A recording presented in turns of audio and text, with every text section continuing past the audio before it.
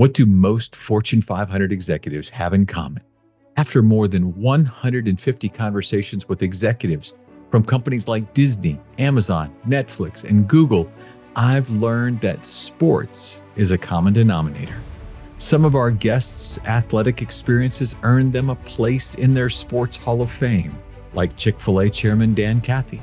Some hung up their cleats after high school, like Delta Airlines CEO Ed Bastian, while others, like Condoleezza Rice, claim they weren't that great in their sport. But no matter their skill level, they have all told me that being a part of a team taught them leadership lessons that they still use today. In partnership with Chief Executive Magazine, I'm your host, Don Yeager, here to give you an all-access pass to genuine, authentic, fireside chat-like conversations with today's business icons so that you can create powerful change in your organization. This is Corporate Competitor Podcast. With me for today's episode is Jeff Jones, President and CEO of H&R Block. Jeff was a catcher on the baseball team at Fork Union Military Academy and then went on to the University of Dayton. He was the first in his family to graduate from college, and now he leads H&R Block's more than 60,000 global employees as they provide help, inspire financial confidence, and work to get their customers the best possible outcome at tax time and all year round. As a leader, his approach rests on authenticity, commitment to personal purpose and values, being constantly curious, and passing on his knowledge to others. Remember to visit corporatecompetitorpodcast.com/notes to download the notes and reflection questions for this episode. With awareness comes choice. Over the course of your career, you are going to fail in your control or out of your control. It's okay. But I don't think the typical person walks around every day seeking to fail. I'm not interested in failing fast. I'm interested in learning more. If you know that failing is inevitable and you know that learning is the goal, then each time something happens, you have an opportunity to do something with it. Jeff, thanks for joining us. Hey, Don, great to be with you. Well, to talk to somebody from H&R Block that's not asking me about taxes is great. But one of the consistent themes in your journey is this remarkable adaptability and this capacity to constantly learn something new. In fact, you've been an executive everywhere from Gap to Target to Uber and now H&R Block. Elaborate for us on how this ability to move from one industry to another has served you. It's a great big question to get started. I mean, I had been lucky to do some really interesting things in very different companies. When you join a new company, people are always focused on how different and unique that company is. Every organization has questions about growth. Every organization has questions about disruption, either dealing with being disrupted or disrupting others. And everyone's looking to hire more better people. So the core opportunities and challenges are actually really quite similar across organizations.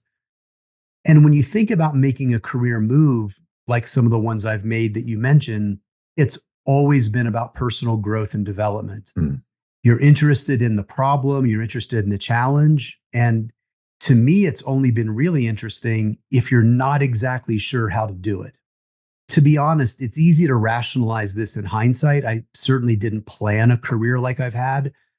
But in the challenges that I've pursued, there hasn't been an easy answer. Otherwise, they wouldn't be looking for a new person. Right. What I've been able to do is to demonstrate to a board or to whoever is hiring me that I'm going to bring with me my experience to know what questions to ask to figure out the problem, as opposed to I'm coming with the answer. Because there aren't any easy problems anymore. The range of experiences, it just gives you depth to think about how to solve a problem, as opposed to having a playbook that you've run, in the same industry at other companies. Every single day in business is a chance to learn. And that's how I've tried to approach it when I've changed jobs as well. I love that idea that without a playbook, what you're really left to is your ability to remain curious and to ask great questions, which is a superpower. Many people think that if you ask questions, especially as an executive, you're showing some form of weakness, but in fact, you're exercising it as your power. Oh, I love that you say that. It's such a common misperception about leadership. Harvard Business School recently wrote a case study on the transformation of H&R Block, and I was in class teaching it. And at the end, the very final question from a woman after I did Q&A for about 60 minutes, she kind of built up the courage to ask, "You seem like a really open, authentic, transparent person. Do you ever need to be a shark?" How did you answer? I immediately turned to one of my colleagues who was in the crowd and had the confidence to ask him on the spot, "How would you answer that about me? And what am I working on in growth and development as a leader?" I knew exactly what he would say. I basically demonstrated to her that there are times when you have to lean in and you've got to be out of your comfort zone in your style. There's a belief that to be in leadership roles, you have to have a certain approach and personality. And she was very surprised that my personality and approach had driven this kind of success. But the higher up you go, the very less you know about all the details of the business. Mm. So the only way to be successful is to surround yourself with a great team and be an incredible student and curious, because you have to ask questions to find patterns to figure out what needs to be done in an organization. Don't fall into the belief that there's a stereotype of a kind of person you're required to be a CEO of a company. Wow. It's funny though, as we think about this journey and all these different places you've worked, there was a funny story that I read about the call you took from the recruiter that wanted to talk to you about this job at H&R Block. Well, there were many things racing through my head, but the first instinct I had and what I said out loud was, "I have a very common name. Are you sure you called the right Jeff Jones?" I had no experience in financial services. I had never done my own taxes before. I was just really curious about how this recruiter found my name as a potential candidate. But of course, you're also thinking it's a household name. This company provides a service to people that is so important in their life. So you can immediately have a feeling and sense of what could be possible. But then you're also thinking, my gosh, I don't know anything about this business whatsoever. And you're trying to balance all those things at one time. I love it. They did have the right Jeff Jones. They did. You took the job, and now you're leading 60,000 tax professionals throughout the globe. You focus on 5 words that you believe guide you: Mm, listen, provoke, love, simplify, and believe. yeah. When I was an owner of an advertising firm in North Carolina, we were doing this deep work to understand ourselves and our values as an agency. And those words continued to emerge. So they have a really particular origin for me that goes back, over a decade. I really am intrigued by the word provoke. Where did that principle come from? Give me your use of that word as you try to think about it. They're actually in order. The idea of listening is really the starting point for leadership. Provoking comes from a place of, after you've been a great listener, then how can you be provocative as a leader in order to change action or to increase innovation or, whatever the case may be? The way I try to provoke is absolutely through questions, Mm.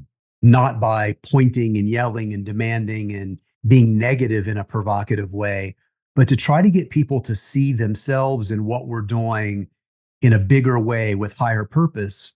And I am famous for my question asking at H&R Block, probably to a point where it drives people crazy at times. They know it's coming. They know it's coming. After almost 7 years now, they know it's going to be part of any interaction or conversation. It's grounded first in being a really, really good listener. Right. So you listen, you provoke from a place of deep love of the person or group that you're with. In Simplify, I think, is one of the most important leadership principles, period. Mm. It's very, very easy to over communicate or to confuse people. It's part of our jobs as leaders to take what could be incredibly complex and to distill it down.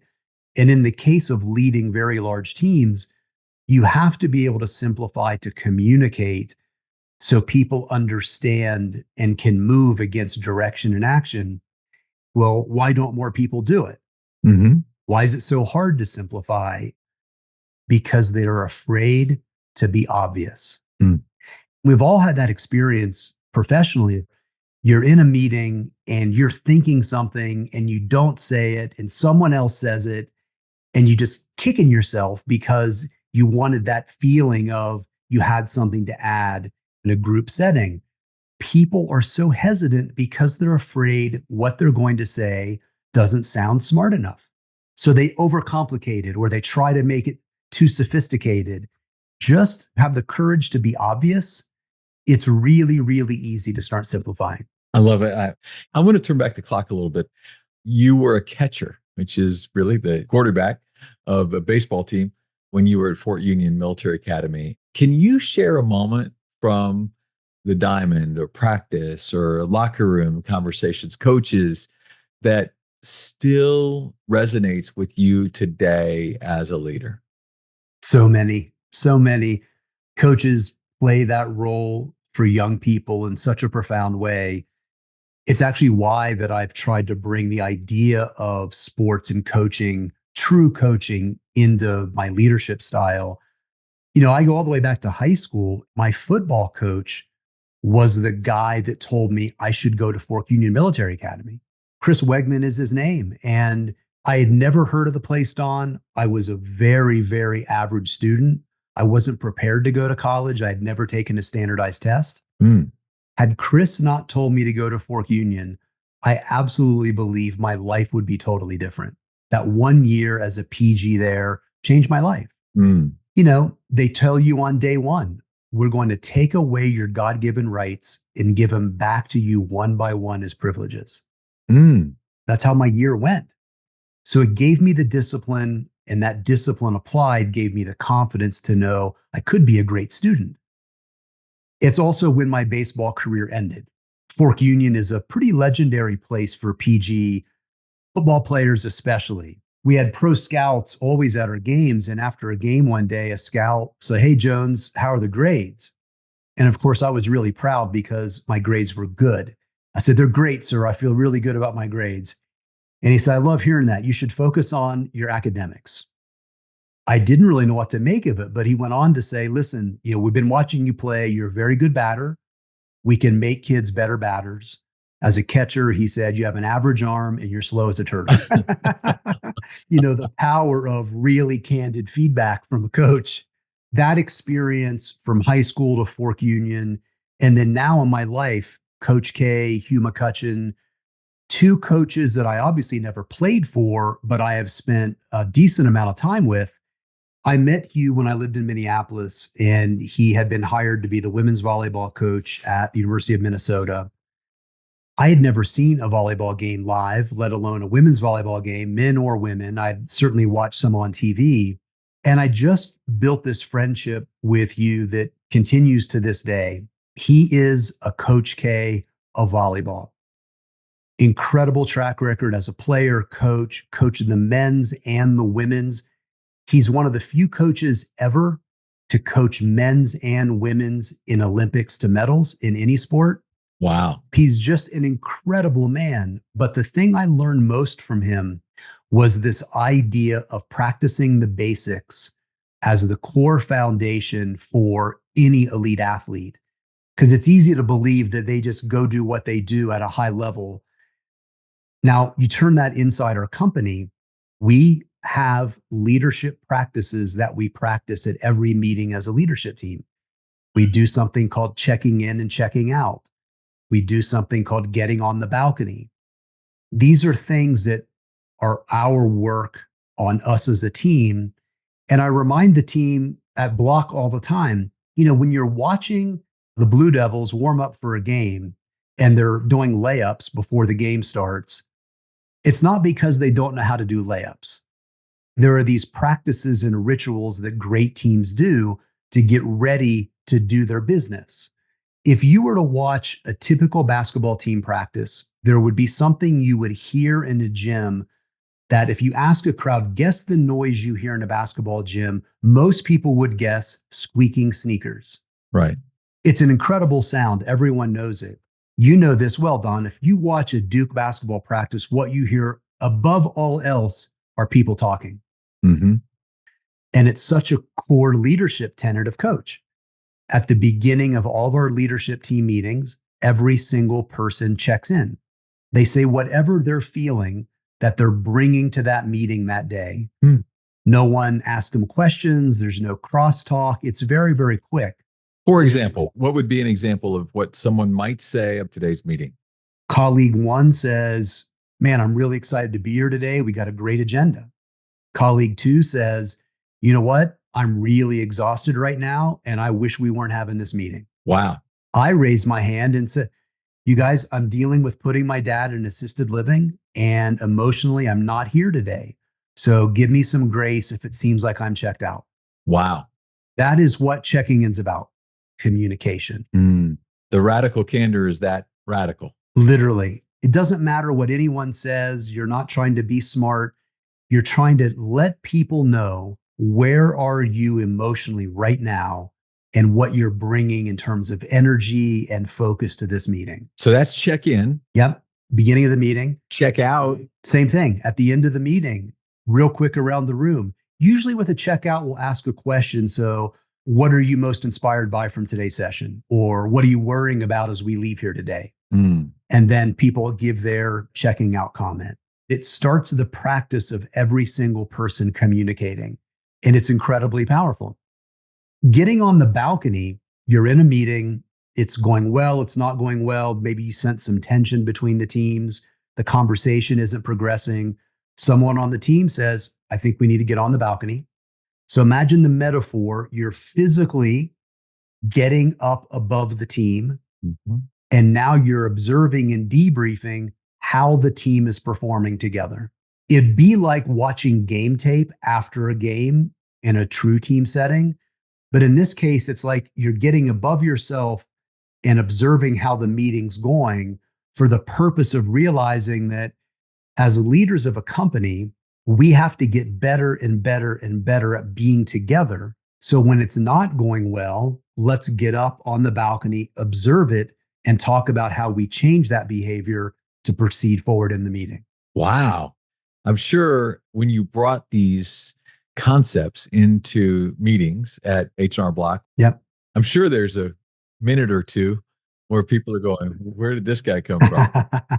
No question. And just like any natural team, there are people who have different levels of comfort with those kind of behaviors.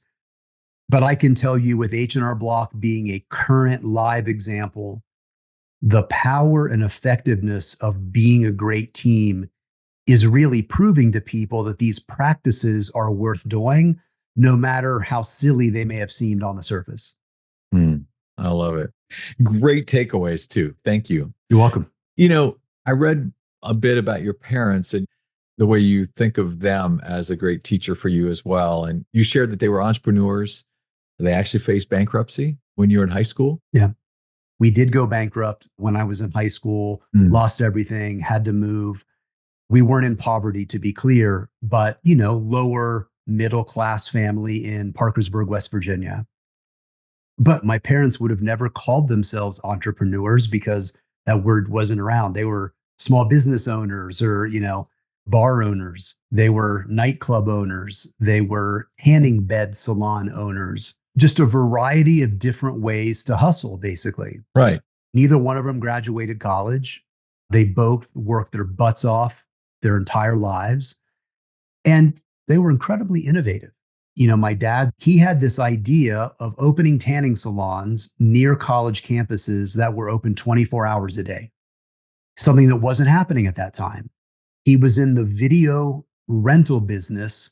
Back in the day, you used to have to pay a membership to join a place to rent a movie. His real estate strategy was go as close to a Blockbuster as possible and buy deeper than them in new releases, knowing they would drive traffic to the center They would run out of new releases on a Friday night, and he would get all the traffic they paid for at his store. Mm. It was innovation. It was a bit of trend, focusing on your customer, things that were maybe less obvious to me in that moment as just blunt hard work. But I see those today very, very clearly. The idea of being nearby a college campus, especially above the Mason-Dixon line, Right. and you're putting a tanning salon, leaving it open 24 hours a day. Genius. It wasn't being done. Yeah. Right. Like, I don't know how often somebody was sitting there at 2 a.m. thinking, I think I should go tan right now. But if they did, they had one place to go. They did. And they thought about it more than you would expect. That's awesome. We've made several references to the word teams. Over the years in my intersection of sports and business, I think the word teams gets overused too often in corporate environment. Mhm. Truth is, most often it's just a bunch of people who are independent contractors, if you will, just happen to have the same business card. Right.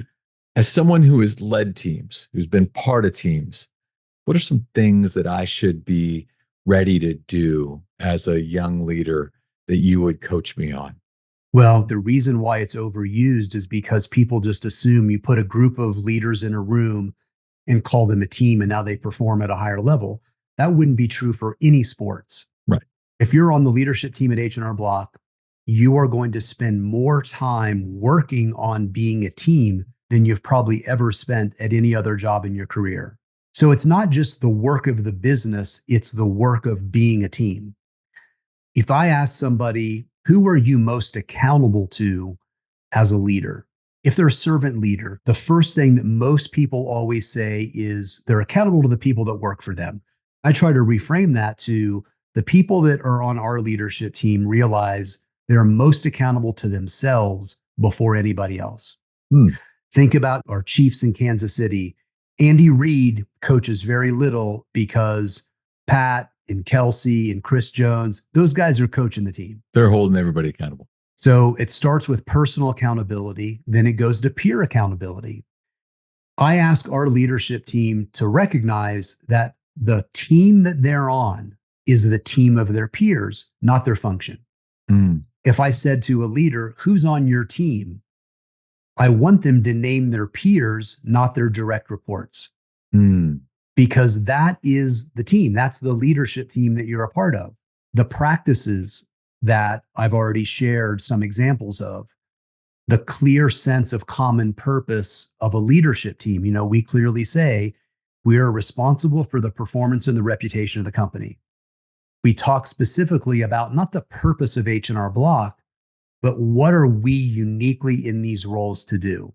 We talk about legacy, building a system that outlasts any of us beyond the seat we're currently in.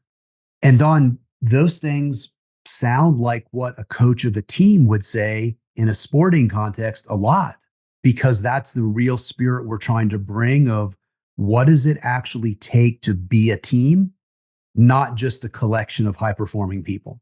Wow. And when you're coaching up your leadership at H&R Block, how are you evaluating how they're doing along this journey? That's a really good question. We are intentional about having a team coach that's with us. That's not me. Hmm. What does that look like? Well, I'm not a paid endorser here, but I am a absolute huge believer in a company called the Stegan Leadership Academy. They are embedded with our team. When we need coached in the moment, certainly I can play a particular role, but we rely on our coach to help us all get up on the balcony so I can participate as much as I'm coaching. Mm. So that's number one. We ask every person at H&R Block who leads one other person to sign what we call a connected leader pledge. As soon as you have one person in your responsibility, your job is now totally different. So the connected leadership pledge has a number of dimensions. One example might be, I actively give and seek feedback. That sets the standard that we want all leaders to give and seek feedback about themselves. Mm. There are 7 of those. Every year, when we do our very large associate engagement survey, every person has the ability to evaluate their manager against those 7 questions. So that manager gets what's called a connected leader score and allows them to very objectively know against these standards we've set for leadership, how does your team, your direct reports, believe you're performing? We say all the time around our organization, feedback is the breakfast of champions. That's right. You don't get better without eating breakfast. That's awesome that you give it to them in a truly scored fashion so they can see how they are doing it, where they have room for improvement. That's exactly right. Really love that.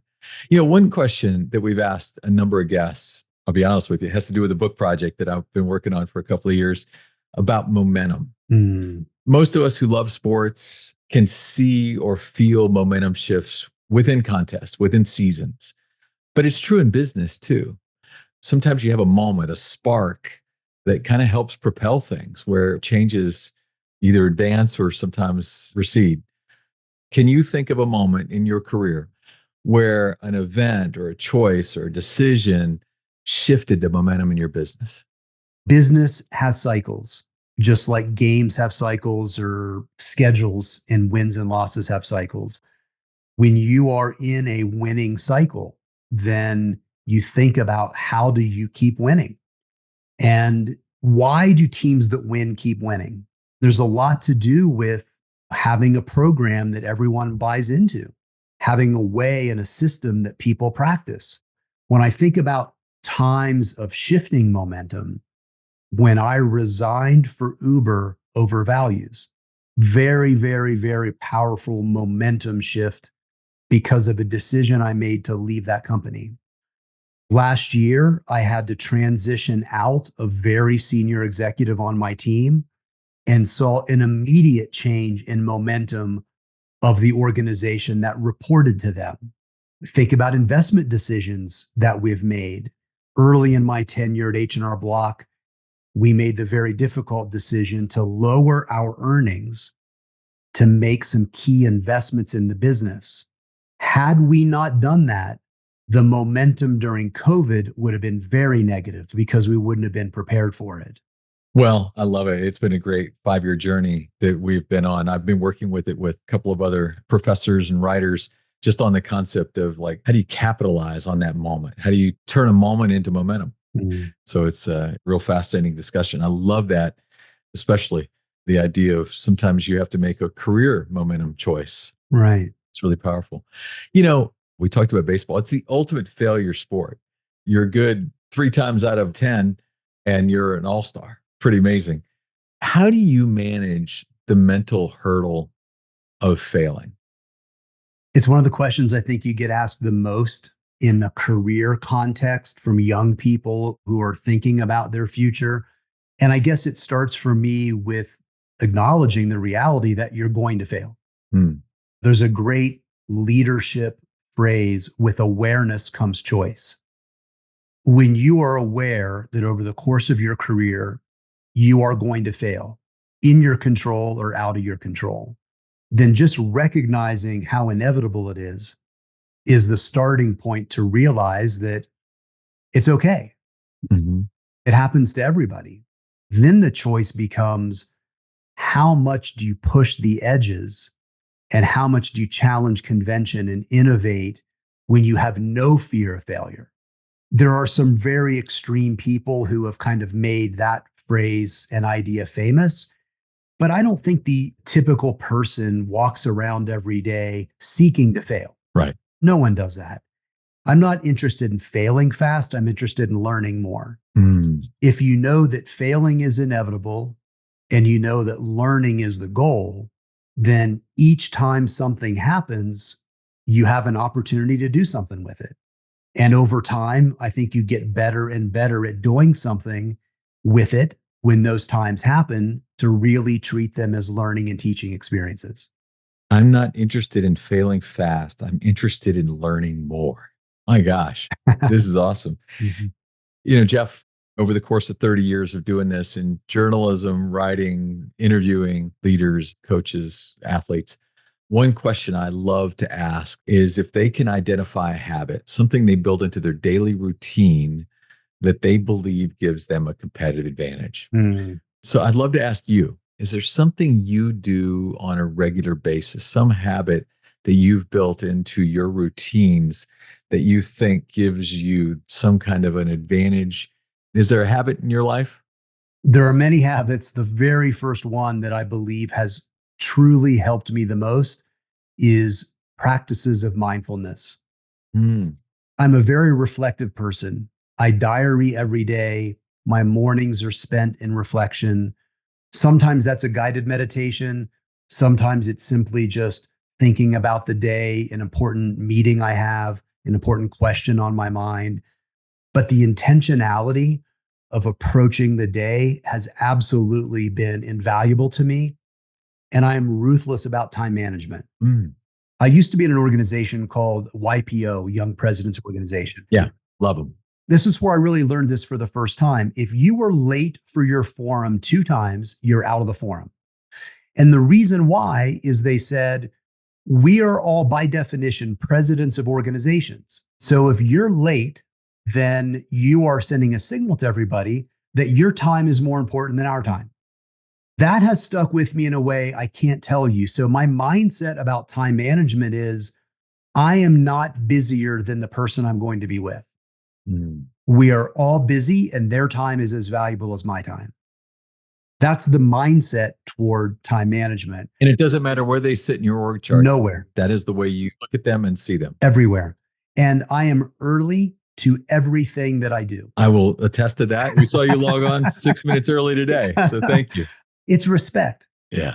And maybe that's my upbringing. Maybe it's military school. Maybe it's YPO. But there's an orientation toward respect for people, and time is an expression of that respect. Then it's the practice of calendar management. It's less about calendaring and it's more about what takes time away the most. For a lot of people, that's email. You've got to set up filters. Things that aren't to me go in a folder that I look at every couple days. When I get email to me, unless I have no choice, I never reply all. Never. In fact, I actually reply to very few emails. My team has come to learn. I told them about myself this way when I started at the company. I read everything, I reply to very few. Mm. When you're the CEO, as soon as you reply, someone replies back to you. Next thing you know, you're just spending minutes and 30 minutes and hours on doing something that has no productive value whatsoever. Listen, there are lots of things that we're all out of control over, and it's easy to blame others, but we are in control of where and how we spend our time, period. I'm a planner. I know where I'm going on vacation in January of 2026. Wow. Would you schedule mine while you're at it? I mean, It drives people crazy a little bit, but the only thing I have is time. It's incredibly valuable. I'm not busier than the person I'm going to be with, no matter who they are. It's that time management that creates the space for the mindfulness practices. wow. Boy, that is really powerful. Well, let me tell you, without question, we had the right Jeff Jones on the call today. Thank you. Jeff, those who are interested in learning more from you, is there something that where they can stay in touch, learn more about you and H&R Block? You can definitely find me on LinkedIn. I love to connect to people and I do my best to share my learnings and experiences there as a channel and would love to connect with people who are listening. Thank you, Jeff. I appreciate you joining us today and being a corporate competitor with us. Thanks, Don. Man, never once talked about taxes. How good is that? So, the first great takeaway for me was his varied experiences and all those different places he worked. In no case was he ever moving from one place to the next as a subject matter expert. He wasn't coming in with a playbook, as he pointed out. He came in with the right questions. And he thought that that was the greatest gift that he could bring into an organization was his ability to ask questions. Then he talked about entering with those 5 words that he leads by: listen, provoke, love, simplify, believe, and the importance of listening, then provoking even greater learning by asking great questions. There's so much about what he talked about that leads into the second big lesson I had when he talked about what sound do you hear when you're at a basketball court during a practice? Many people think it's the squeaking of shoes. When you're at Duke, it's the words that you are hearing them communicate while spending their time talking one to another. The players are so active in conversation at a Duke practice because that's required of them by Coach K. Why wouldn't you want to be led by a guy that wants you to ask questions and wants to ask you questions? He wants to learn from you. That brought me to the third big takeaway for me, which was when he talked about every leader at H&R Block is asked to sign a connected leader pledge. As soon as you have one person you're responsible for, your role is totally different. But then you're evaluated against that pledge. Several of those key questions that are asked of you in that process, like your willingness to give and seek feedback. How well are you doing in that space? The fact that you're scored against your abilities really allows for great growth. And then finally, I loved it when he said, I'm not interested in failing fast. I'm interested in learning more. A loss is not a failure until you make an excuse. He's not making excuses. He's creating learning opportunities, much as we learned from WD-40 and Steve Brass. So many of these great leaders understand what we take failure to mean. We're better if we made something good of it. I'm better today for having had this opportunity. I will lead better today after having these lessons, and I hope you will too. Thank you for joining us. I appreciate you. If you enjoyed this episode, please leave us a rating and review on Apple and Spotify. Feedback helps us spread the insights of our guests to a wider audience. It actually increases our ratings. Thank you so much for those who have done so in the past. And catch new episodes every Wednesday. Subscribe at corporatecompetitorpodcast.com to be the first to get a chance to listen. And as a thank you gift, I will send you a chapter from one of my best-selling books. Stay connected with me on LinkedIn, Facebook, Instagram, Twitter. My handle is @DonYaeger, DonYaeger. And until next week, I appreciate you.